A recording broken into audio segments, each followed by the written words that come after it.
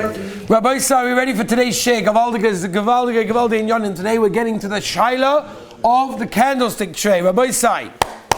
Hetzi, Rabbi Isa. Moedik. So I just want to start with one question, and then we'll delve straight into the shaila.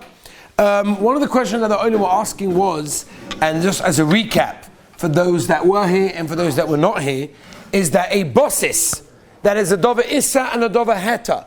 If the heta is more choshev than the issa, then it does not become a bossis. Meaning, Shim, you could sit over there, it's good. Perfect place over there. Yeah, it's a good view.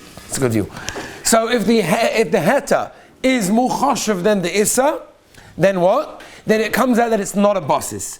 If it's not a bossis, what does that mean? That means, lechatchila, I pick up the item and I shake off the muktza ala makom, on the place. But if either it will break the muktza, or I need the place and shaking it won't help me, so then I'm allowed to pick up the item that's got the muktza on top of it, move it to where it needs to go, shake it on the bed, on the couch, on the pillow, whatever, and then bring it back. That's all if it's not a bossis. If it's a bossis, so then it won't help you. If I got a heter and an issa on something, for example, if I got my drawer and I've got something in there, for example, I've got a piece of paper on notes on the Briskerov on Masechtes Kiddushin, which we're learning Makkas now. So if it would be Makkas, we'd be running to it. But we're learning right now. We're learning Makkas, and it's Kiddushin. I don't need it. So it's very nice that it's a beautiful piece of Torah, but it doesn't go more chashuv than the nails that are Muktza machmas kufay, which means I will not be allowed to open up that drawer. Okay, because it became a bosses. Now, what if the heta, this is what the Olam asked, I'm not sure who asked the kasha, but maybe it was Shimon, I don't remember. What happens if the heta got removed? Was that your question? Beautiful question. So the Heilige Balatanya, Shulchan Aruch Harav discusses the shaila. Again, it's also discussing the Pimigodim, but it's a machlokes how you learn the Pimigodim, so I'm not going to go down that road. But the Shulchan Aruch Harav in Graz Tainas, that if the heta was removed on Shabbos, we're talking about Beina Shmosher when Shabbos came in, it was the bosses le'issa ula heta. The heta got removed. What's the classic example? I've got a table with muktza on it, like candlesticks, that were lit when Shabbos came in the tunnel. And I also have a challah. Now that challah got eaten up because I ate it for Shabbos. So already 10 minutes into the Suda, that the challah, which is the heta on the table, is gone. So what's the din in such a case? Says the Shulchan Aruch Harav, the Balatanya, ein bases lachatzi Shabbos. Once when Shabbos came in, which is the hascholas hazman of bosses, we said it all goes by the haschola, when Shabbos came in, so even though the heta got removed, got eaten up, is gone, it remains a non-bosses, because it was a bosses that ate the heta. Am I making myself clear? It's very important for this to be clear. I don't want anyone I heard... What's that? You're allowed to close your drawer after you take your glasses out. You will be allowed to close... Well, no. Why are you closing the drawer? Because you need the space, because otherwise you can't get to the thing, right? Stum to close it, you can't still close it stum. But if I need to get there, and it's got something inside that's heta, that's more chosh, then I'll be allowed to do that. The heta got removed, like the siddur. If the Sfard siddur got removed, they only realized by Mariv that we need it, so they take it out. But when Shabbos came in, the Sfard siddur was there, yes, you'd be allowed to close the drawer, because you need the space over there. Okay? Is that good? You don't need No, stum to close it. You're not allowed to touch, even if it's not a bosses, you're not allowed to move it stum. Only because if I need it, then I can shake it off. I have a heter of shaking it off, because it's not a bosses. Okay, let's move to our shaila. Okay? Rabbi, so listen very, very carefully. Be'ezus Hashem, everyone in this room is going to get married. Be'ezus Hashem, be'ito bizmanai, at the right time. Not before. At the right time. Okay. Now, if you want me to go through each of you when exactly that should be, we'll switch off the camera and we could do that. It will be a very, very exciting share. But I think we'll just go with, at the right time. Now, when you get married, your wife, Mr. she went to Beis Yaakov and she went to seminary, so she probably knows all the halachas, because someone has to know the halachas in the house, because the guy just goes to yeshiva, so how should he know anything? So, she's going to say, my dear darling husband, where should I put the candlestick tray? Now, what's going to be the shaila? What's going to be the shaila with the candlestick tray? Listen, Rabbi Say, very carefully. Okay? You're going to make your wife very, very proud. First Shabbos, you're going to tell her, she'll be like, wow, how do you know these halachas? You went to yeshiva. Doesn't make any sense. Unbelievable. Rabbi Say, listen to this. It's unbelievable. The Mogen Avram tells us a thing like this. What happens in a situation like this? What happens, we said so far, again, I want to make this very clear. We said that if I have an item, which is a bossis le'issa ula heta, That means it has both on it. If the heter is more choshev than the issa, it does not become a basis. So if it does not become a basis, then I have a heter if I need to move it in that case. Right? That's pretty clear. Okay? Now, comes along the Magen Avraham. Okay, and I'm going to give you the Marmakomis and Reisha in Tesik Cotton Hay. And the Magen Avraham says this very, very clearly. The Mishabur and Shin Yud Sik Cotton Lamed Aleph as well. And I'm telling you the Marmakomis because I have gotten in trouble for this. I told you, when I wrote an article for one of the newspapers, I wrote about this, and they came to me with a Choshev Talmud Chacham, came over to me on a Friday night in Ganei Geula Shul. Choshev Talmud Chacham, Mamish Be'emes. He says, Choshev Talmud Chacham, where are you making up these chumras from? You know, because I obviously saw it. He said, where are you making up these chumras from? I said, I don't know. The Radin Aruv. Ah, really? Wow, who's that? Chavetz Chaim. Really? He actually says that? So it's unbelievable, Rabbi said. People don't, it's a Magen Avraham Mefush, right? Mishabur Paskas like it. Says the Mishabur, Daniel, you listening? Very important. Says the Magen Avraham, if something is miyuchad only for Muktza, so putting something heter on it, even if the heter is muchashiv, will not help you. And it automatically becomes a basis. And you'll never be able to move it. What's our case? A candlestick tray. You get a nice geschmacka silver candlestick tray, right? You know, holds the candlesticks, very nice. So what do people say? And I've heard this many, many times from some Choshvi Yidden. What's the problem? What's the problem? Put it on the dining room table. Ah, bosses, I'm a London. Don't worry, you put a ring on there. You put a ring is more chashuv. You put a tehillim on there, you put a challah, put a pecha, put a whatever you want to put on there, it's more chashuv. Now I can move it. Wrong. Mistake. Amaratzis. Why? Dova poshet ad ma'oid. Because a candlestick tray is made in a tunnel for the candlesticks. Not for the ring, not for the tehillim. Okay? Which means, let's talk halacha l'maisa, practical speaking. I have a candlestick tray that I light my candles on every single week. And this week, I've got a few guests coming, whatever, I'm going to have to move it. Again, obviously after the candles are out, which is a different shade. We're not discussing moving it when the candles are on. When the candles are out, Shabbos day, more guests are coming. And if more guests are coming, I need to clear the dining room table. Right? Again, if it's not on the dining room table, we don't have the shayla. But if it's on the dining room table, because a person wants to be yotz the shittas ramah of Tosefes Or, of having it mamish by the table and having it mamish give extra light to the shulchan, which is a beautiful thing, he wants to move it after the candles came out. After it went out, Shabbos morning, he wants to move it. The problem is when Shabbos came in, there was a candle there, and candle is what? What's eish? Eish is fire. Fire is Muktza machmas gufay. It's mamish Muktza, which means that it's a bosses. Ah, you put a ring on the candlestick tray and say when Shabbos came in there was a ring there which is more choshev than the candles, or a challah, or a tehillim, or a sedah, whatever you want to call it, it won't work because the candlestick tray is miyuchat for Muktza. So what's the eitzah? Use it for something else. Use what for something else? The tray. When? Always keep something. Baruch Hashem. Baruch Hashem, the olam are thinking today. Gavaldik says, we'll start with Shimon. No, we can do both at the same time. Yitzi comes along and says, use it for something else. What does that mean? That means use that tray to serve the dessert. When on a regular basis. Same thing as Shimon. Always keep something heter on it. Beautiful. Both of you are right. If every single... I'm telling you this now because when you get married on the very first Shabbos, this is what you're going to do. If every single week you use the candlestick tray also for the Yiratzen, or for a Tehillim, or for something similar to that, and now on Shabbos that you want to move it, you put something more chashuv on it, so it wasn't only miyuchad for Muktza, it was miyuchad also for Heta. So now I have a Heta and it's more chashuv, Peseda Gabor. For example, everyone will be maskim. If I use this table to light my candles on it, as my candlestick tray, this Shabbos, no one's going to say it's a bosses. Meaning if I have a siddur on it that's more chashuv when Shabbos come in, everyone's going to agree I can move the table after the candles went out. Why? Because it's a table that's used for everything. A tray that's miyuchad only for candlesticks will not help you to put something more chashuv unless, like Gitzi or Shimon said, you use it for something else, or you always keep something heter on it every single time. Now, I'll give you an example. This is very nageh. Chanukah.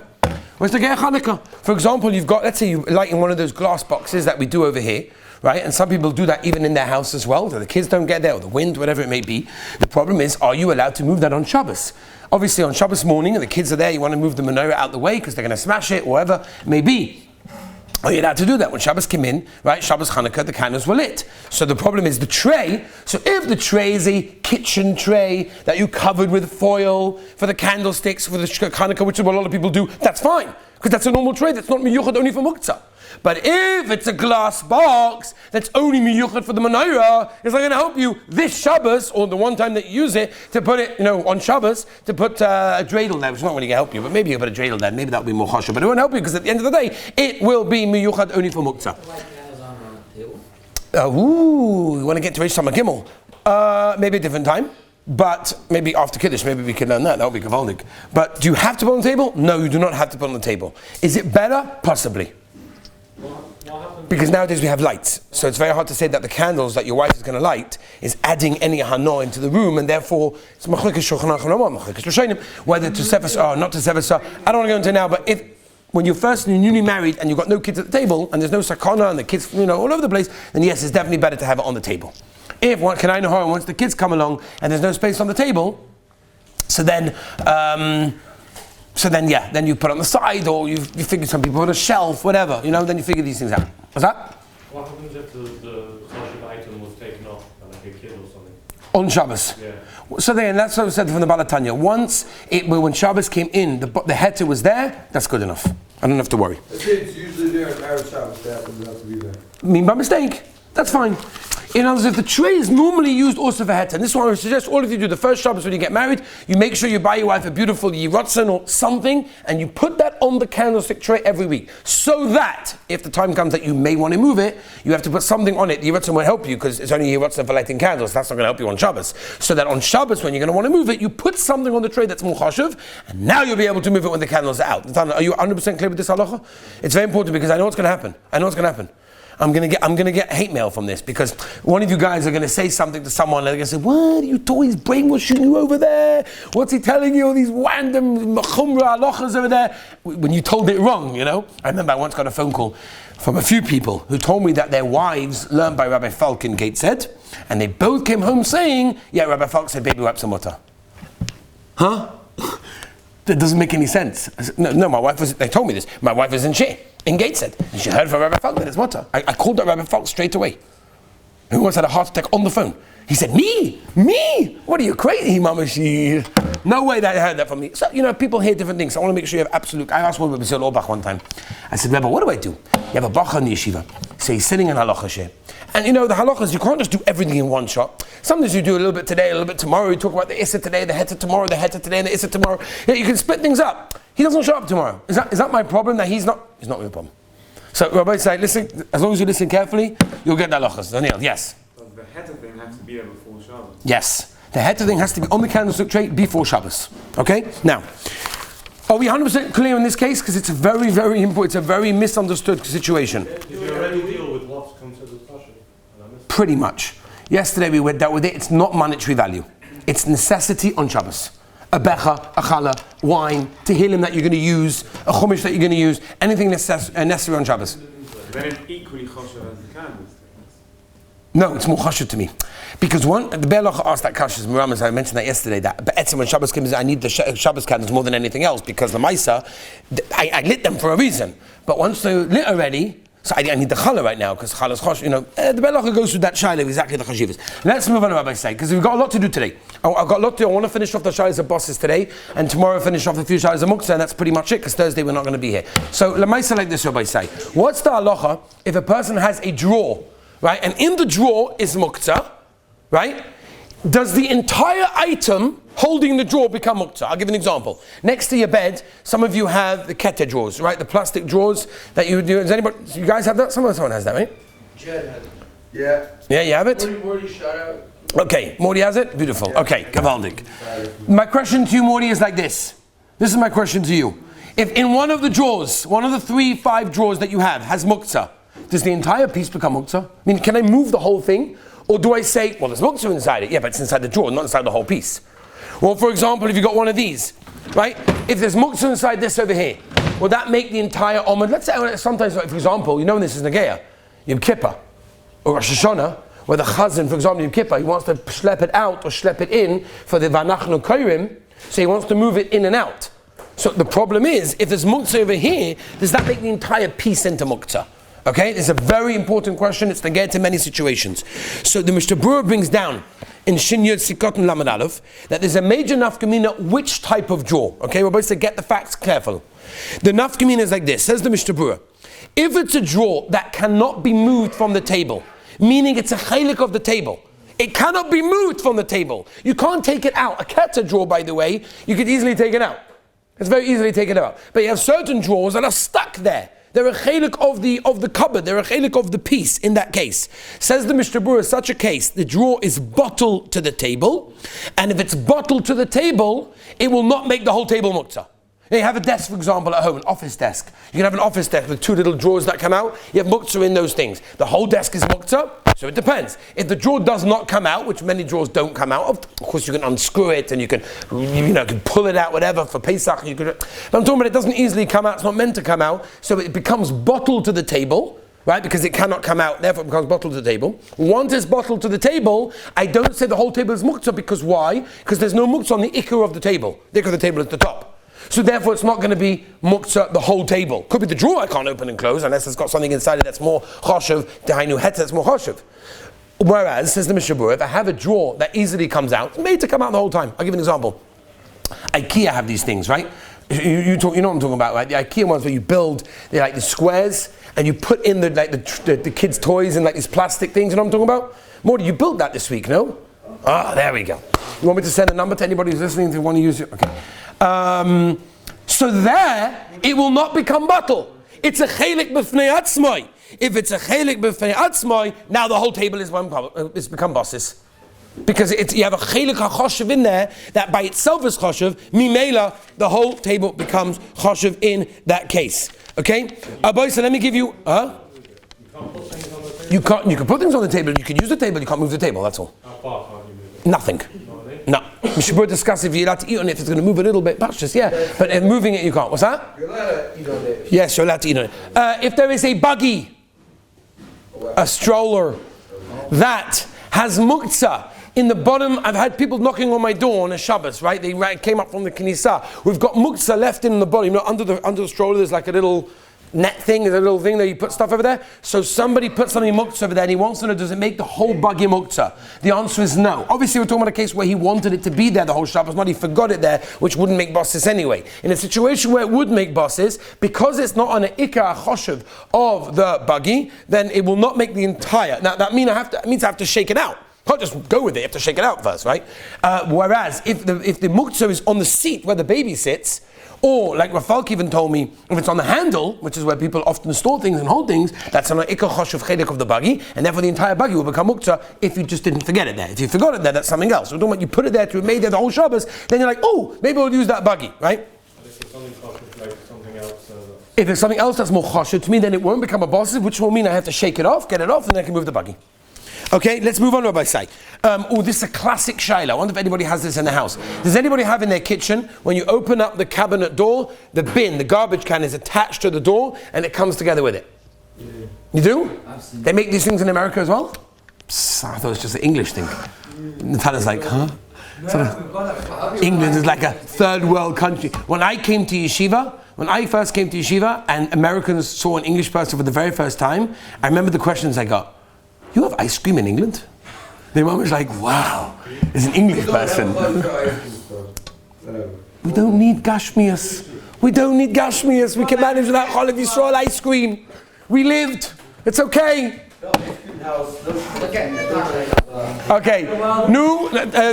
Toivi, you know what I'm talking about, right? Daniel. Leiby in Williamsburg, they do these things? Yes, of course, and we have ice cream. And I have ice cream. Chalav Yisrael. Yeah, okay. Not my guy. Was? We're good with just went. Ah, very good. Okay. Dovi in Lakewood, that's posh, right? Okay, where's Shloima? Find out what the minig in Detroit. What's the minig in Detroit, Taka? They do these things? They have this?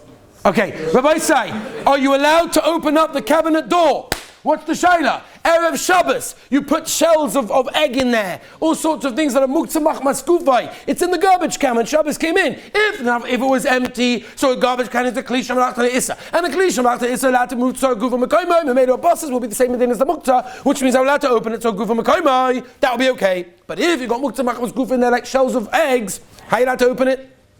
So I asked this question to both Rabbi Zul Orbach and Rafalk, and they both told me the same thing. What you should do is, Rabbi said, Eitz Tova, is to stick a hook on the back of it as well, put a little towel there, In other words, make it l'tzoyrech heter as well. Have on it, when I open it, I'm opening something mutter and also at the same time, and then I'm okay. Otherwise, it could be problematic. Rabbi said, one last shaila. What about if there's muktzah in your pocket? Will it make the entire piece of clothing muktza or not? For example, you're wearing your trousers and you realize that there is a credit card in the trousers pocket. What's the din? Just quickly take it out. Hopefully no one notices. You're one of those. Okay. What? Why was it there? I wanted it to stay there because it was on Cholamoid. The last time I wore it and I wanted it to be there. I didn't forget about it. I decided on Shabbos I'm going to wear this. Your pocket's part of the pants. Oh, the pocket is part of the pants. Now we're talking like an American. Kavaldik. Now, the shaylas are like this. You guys never realize there's so much lomdas. You know, it's unbelievable. You think of Gedolim as like people that are Oisik and Yoni Kedusha and Yoni, and they are.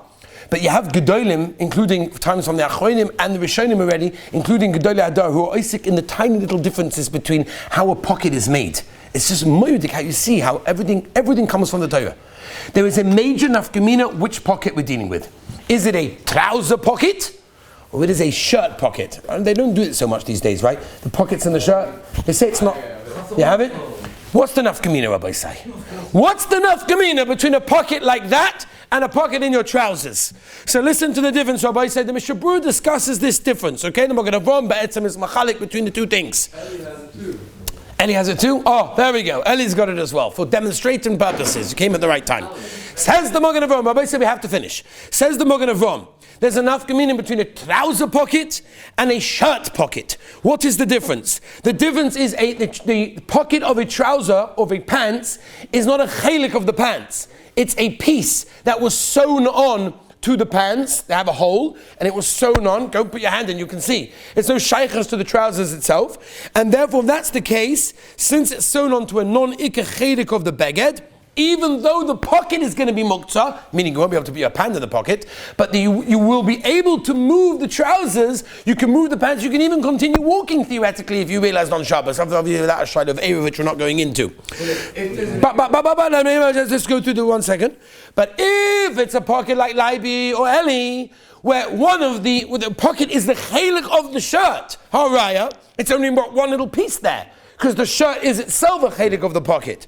So if that's the case, since the beged is being used as part of the pocket itself, it's much worse, because it's on the ikah chelik of the beged. The beged is holding up the muktzah. Mimela, the whole beged becomes muktzah in that case. Rabbi say, we're going to finish, and Be'ez Hashem, tomorrow we'll try to finish up and wrap up all the sugas of muktzah. Have a wonderful day.